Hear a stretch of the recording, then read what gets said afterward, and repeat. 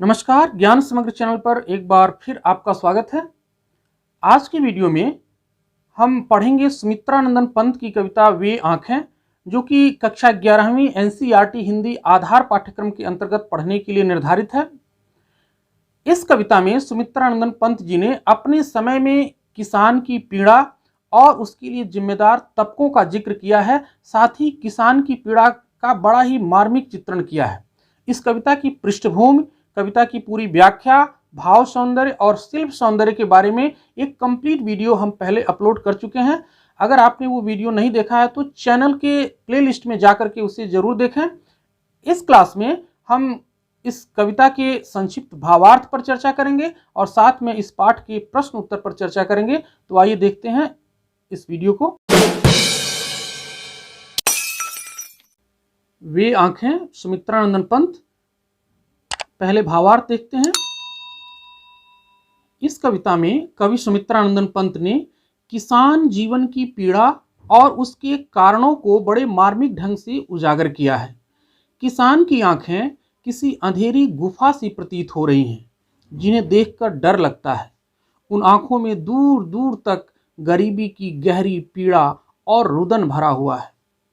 वह किसान भी कभी आत्मनिर्भर और स्वाभिमान से भरा हुआ था, लेकिन आज संसार उसे भूलकर ऐसे आगे बढ़ चला है जैसे नदी अपने किनारों को छोड़कर आगे निकल जाती है। जमींदार को किसान की पीड़ा का कारण बताते हुए कवि कहता है, जिन हरे भरे खेतों से किसान के जीवन में खुशहाली आती थी, आज वह उन खेतों से बेदखल कर दिया गया है। किसान के एकमात्र प्रिय और जवान बेटे को जमींदार के कारिंदा लाठी से पीट पीट कर मार डाला। किसान की आंखों में आज भी बेटे की याद आती है। किसान की पीड़ा का कारण महाजन को बताते हुए कवि कहता है, कर्ज का ब्याज वसूलने के लिए महाजन ने किसान का घर बार सब कुछ बिकवा दिया। उसके बैलों को नीलाम करा दिया, जो उसे आज भी याद आते हैं। उजरी नामक उसकी प्रिय गाय थी, जो उसके सिवा किसी और से नहीं दुहाती थी, वह भी बिक गई। इस प्रकार किसान का भरा पूरा जीवन उजड़ गया। दवा के अभाव में उसकी पत्नी मर गई, जिसे याद कर किसान की आंखें आज भी भर आती हैं। पत्नी की मृत्यु के 2 दिन बाद उसकी दुधमही बेटी भी मर गई। किसान की पीड़ा के लिए जिम्मेदार सरकारी तंत्र की ओर भी इशारा करते हुए कवि कहता है कि किसान के घर में अब अकेली विधवा बहू बची हुई थी, जो शुरुआत में तो लक्ष्मी थी पर बाद में पतिघातिन साबित हुई। यानी शादी के कुछ ही दिन बाद उसके पति की हत्या हो गई। एक दिन कोतवाल ने उसे थाने में बुलवाया, जिसकी लज्जावश उसने कुएं में कूदकर जान दे दिया। महिलाओं के प्रति पुरुष समाज की कुत्सित सोच पर व्यंग करते हुए कवि कहता है, हालांकि किसान को अपनी बहू के मरने का उतना दुख नहीं है, क्योंकि बहू तो पैर की जूती की तरह है, एक न सही दूसरी आ जाती, पर अपने जवान बेटे को याद करके उसे असह्य पीड़ा होती है। इस प्रकार पिछले सुख की यादें किसान की आंखों में एक पल के लिए चमक ला देती हैं, लेकिन तुरंत ही वर्तमान को याद करने पर वही यादें शूल की तरह आंखों में चुभने लगती हैं। प्रश्न देखते हैं। पहला प्रश्न है, अंधकार की गुहा सरीखी उन आंखों से डरता है मन। ये कविता की फर्स्ट 2 लाइनें हैं। इसके आधार पर प्रश्न पूछ रहा है।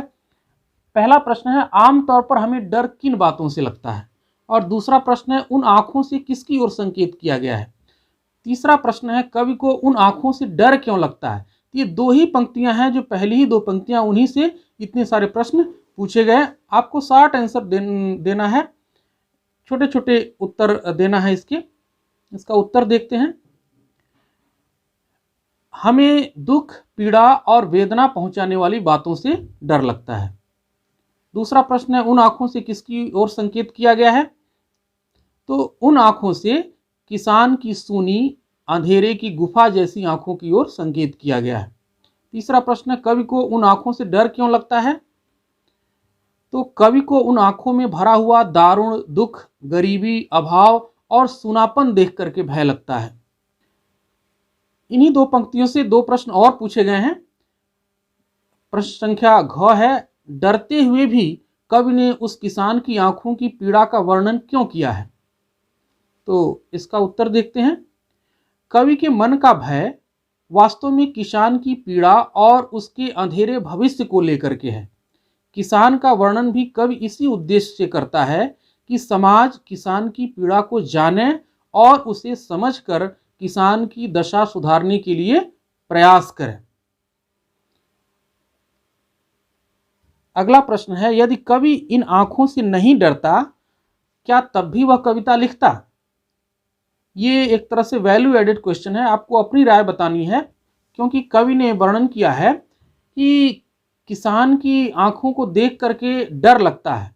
वास्तव में जो कवि को डर लग रहा है वो किसान का डर है, जो कवि महसूस कर रहा है।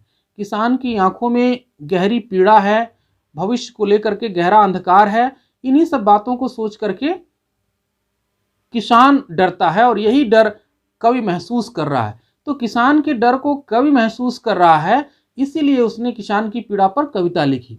लेकिन यहाँ पर प्रश्न पूछ रहा है कि कवि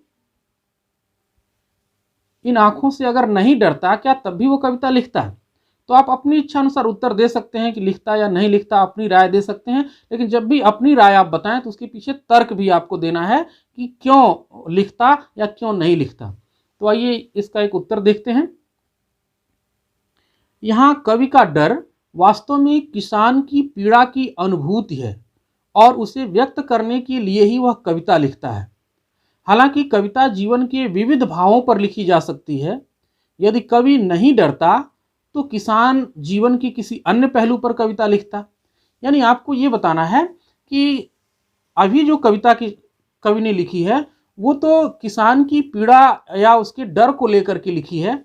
लेकिन अगर डरने जैसी बात नहीं भी होती तब भी कवि कविता लिख सकता था किसान के जीवन पर। तब उसका सब्जेक्ट बदल जाता, उसका कंटेंट बदल जाता, यानी किसान जीवन के किसी और पहलू पर कविता लिखता। लेकिन कविता तो तब भी लिख सकता है, क्योंकि कविता कोई जरूरी नहीं कि एक ही भाव पर लिखी जाए। जिंदगी के अनेक रंग होते हैं, अनेक भाव होते हैं, किसी भी भाव पर कविता लिखी जा सकती है। तो किसान जीवन के किसी अन्य पहलू पर वो कविता लिखता, ऐसा आप लिख सकते हैं। दूसरा प्रश्न है, कविता में किसान की पीड़ा के लिए किन्हें जिम्मेदार बताया गया है? तो जैसा कि पूरी कविता आपने पढ़ी तो आपको पता चला कि सबसे पहले जमींदार जो है वो षड्यंत्र करके किसान को उसकी ज़मीन से बेदखल कर देता है। उसके बाद महाजन जो है वो अपने ब्याज वसूलने के लिए घर बार सब बिकवा देता है। उसके बाद जो है कोतवाल होता है, वो कोतवाल उसकी बहू को थाने में बुला लेता है, जिससे बहू जो है आत्महत्या कर लेती है। तो ये अलग अलग वर्ग हैं, जमींदार वर्ग, महाजन वर्ग और कोतवाल। कोतवाल एक तरह से सरकारी तंत्र का प्रतिनिधि है, सरकारी व्यवस्था का प्रतिनिधि है। तो कह सकते हैं जमींदार, महाजन और सरकारी तंत्र के लोग जो है किसान की पीड़ा के लिए जिम्मेदार हैं। कविता में किसान की पीड़ा के लिए जमींदार, महाजन और कोतवाल को जिम्मेदार बताया गया है। जमींदार ने षड्यंत्र से किसान को जमीन से बेदखल कर दिया। उसके कारिंदों ने किसान के जवान बेटे को पीट पीट कर हत्या कर दी।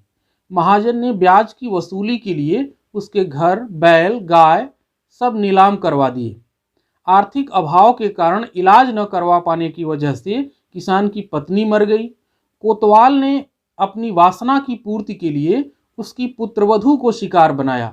पीड़ा एवं लज्जा के कारण उसकी पुत्रवधू ने आत्महत्या कर ली। इस तरह से समाज उस पर होने वाले अत्याचारों को मूक दर्शक बनकर के देखता रहा। तो कहीं न कहीं यहाँ आपने समाज को भी दोष दे दिया कि समाज भी किसान की पीड़ा के लिए जिम्मेदार है। तो अंतिम पंक्ति में आप समाज को भी दिखा सकते हैं कि समाज मूक दर्शक बनकर के देखता रह गया। तीसरा प्रश्न है, पिछले सुख की स्मृति आंखों में क्षण भर एक चमक है लाती, इसमें किसान के किन पिछले सुखों की ओर संकेत किया गया है? ये कविता की अंतिम पंक्तियां हैं, जिसमें कवि कहता है कि जब किसान अपने पुराने सुखों के बारे में सोचता है तो उसकी आंखों में थोड़ी देर के लिए चमक आ जाती है, लेकिन तुरंत ही जब वर्तमान पर उसका ध्यान जाता है, वर्तमान की दुर्दशा पर ध्यान जाता है, तो वही जो चमक थी आंखों में वही अब शूल बन करके आंखों में चुभने लगती है, यानी पीड़ा देने लगती है। तो पिछले सुख की कौन सी यादें हैं, इसको कविता की दूसरी ही पंक्ति में या दूसरे स्टेंजा में बताया गया है कि एक बार किसान जो है, ऐसा भी समय था जब वो स्वाभिमानी था, स्वाधीन था, और उसके लहराते हुए खेत थे, फसलें थी, उसका घर परिवार था, ये सब बताया गया। तो उन्हीं को आपको लिखना है। एक समय था जब किसान के पास हरे भरे खेत थे, बैलों की जोड़ी थी, गाय थी, जवान बेटा था, स्त्री पुत्री पतोहू, सबसे भरा पूरा घर बार था। तो वह खुशी से भरा हुआ था। खेत की हरियाली का एक एक तिनका किसान के जीवन की हंसी खुशी था। जवान बेटा उसकी आंखों का तारा था। बैलों की जोड़ी थी, उजरी नाम की गाय थी जो उसके सिवा किसी और से दूध नहीं निकलवाने देती थी। ये सब किसान के सुख भरे दिन थे। आज उनमें से कुछ भी उसके पास नहीं है, केवल उन सुख भरे दिनों की स्मृतियां शेष रह गई हैं। चौथा प्रश्न है, संदर्भ सहित आशय स्पष्ट कीजिए। आपको संदर्भ भी बताना है और आशय लिखना है। संदर्भ किसे कहते हैं, ये आपने निचली क्लास में पढ़ा होगा, संदर्भ, प्रसंग, व्याख्या। तो संदर्भ में क्या करते हैं कि ये पंक्तियां कहाँ से ली गई हैं, इनके रचयिता कौन है और इसमें क्या बताया गया है, इसी को संक्षेप में लिखते हैं। तो आइए देखते हैं इसका उत्तर। पंक्ति है, उजरी उसके सिवा किसे कब पास दुहाने आने देती। इसका आशय यही है कि किसान के पास एक गाय थी जिसका उजरी नाम था, लेकिन ब्याज चुकाने के चक्कर में उसे भी बेच देना पड़ा। और ये उजरी गाय किसान को बहुत प्रिय थी, क्योंकि गाय भी किसान से प्रेम करती थी, किसान को छोड़कर किसी और से दूध नहीं दुहाती थी, और किसान भी गाय को उतना ही प्रेम करता था। तो इसका उत्तर देखते हैं। पहले संदर्भ देखते हैं। प्रस्तुत काव्यांश पाठ्यपुस्तक आरोह भाग 1 में संकलित कविता वे आंखें से लिया गया है। इसके रचयिता सुमित्रानंदन पंत जी हैं। इन पंक्तियों में किसान की उस पीड़ा को व्यक्त किया गया है जिसमें महाजन के अत्याचार के कारण उसे अपनी प्रिय गाय खोनी पड़ी। ये तो संदर्भ हो गया। अब आशय देखते हैं। कवि बताता है कि किसान को अपनी गाय के साथ विशेष लगाव था। गाय भी उससे अत्यधिक स्नेह रखती थी। उसे याद करते हुए कहता है कि उसके बिना किसी और को दूध नहीं दुहने देती थी। महाजन का ब्याज चुकाने के नाम पर वह गाय भी अब नहीं रही। अगली कुछ पंक्तियां हैं, इनका भी संदर्भ सहित आशय स्पष्ट करना है। घर में विधवा रही पतोहू, लक्ष्मी थी यद्यपि पतिघातिन। ये महत्वपूर्ण पंक्तियां हैं। इसमें स्त्री के प्रति पुरुष समाज की सोच पर व्यंग किया गया है। जब किसान की बहू शादी करके घर में आई थी तब तो उसको लक्ष्मी माना गया, क्योंकि घर उस समय धन धान्य से भर गया, हरे भरे खेत थे, गाय बैल पशु सब कुछ था, तो उसे लक्ष्मी माना गया। लेकिन कुछ ही दिनों के बाद जब किसान के बेटे की हत्या कर दी जमींदार के कारिंदों ने, तब अब उसका दोष जो है पत्नी को दिया गया, बहू को दिया गया, और उसको पतिघातिन कहा गया। तो ये जो बात कही गई है इसमें क्या व्यंग निहित है, ये जो व्यंग है इसको आशय स्पष्ट करते हुए आप जरूर इस फोकस करेंगे। आइए सबसे पहले हम संदर्भ देखते हैं। प्रस्तुत काव्यांश पाठ्यपुस्तक आरोह भाग 1 में संकलित कविता वे आंखें से लिया गया है। इसके रचयिता सुमित्रानंदन पंत हैं। इन पंक्तियों में किसान के बेटे की हत्या का दोषी उसकी पुत्रवधू को बताया जाता है। यह नारी के प्रति पुरुष समाज की कुत्सित सोच पर एक व्यंग है। आशय देखते हैं। किसान के घर में सिर्फ विधवा पुत्रवधू बची थी, जो शुरुआत में तो लक्ष्मी थी परंतु बाद में पतिघातिन साबित हुई, अर्थात शादी के कुछ ही दिन बाद उसके पति की हत्या कर दी गई। यद्यपि यह हत्या जमींदार के कारिंदों द्वारा की गई, पर जिम्मेदार बहू को ठहराया गया। यह स्त्री के प्रति पुरुष प्रधान समाज की सोच पर एक व्यंग है। अगली कुछ पंक्तियां हैं। पिछले सुख की स्मृति आंखों में क्षण भर एक चमक है लाती, तुरत शून्य में गढ़ वह चितवन, तीखी नोक सदृश बन जाती। आइए पहले इसका संदर्भ देखते हैं।